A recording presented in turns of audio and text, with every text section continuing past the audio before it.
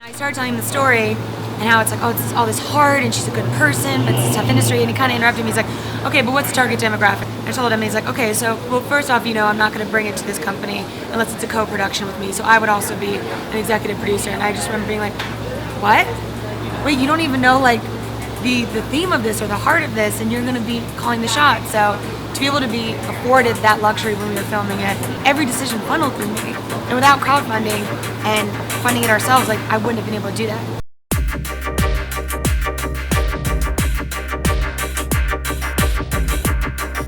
I drove for so long, I forgot where I'm from. You should perform again.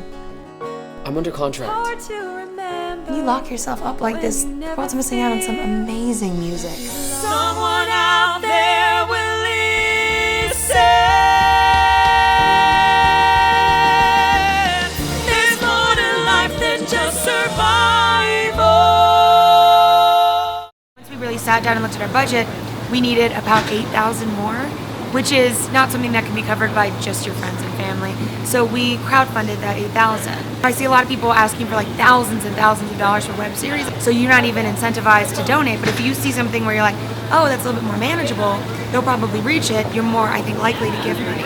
But on the other side, like, you have to make sure that you're doing it correctly and that your goals are manageable and achievable. You don't have to raise a ton of money. Two big things I learned. One is the rewards are very important. Like, a lot of people just throw up, well, thank you, we'll give you a download copy, what else, like a cameo. Really look at your rewards and try and make them unique. Like, I know one of my friends did like kind of a stop motion claymation type of thing, and they gave like the higher tier rewards were like the models. It was like, here's the one of a kind model we used, and that to me was so brilliant.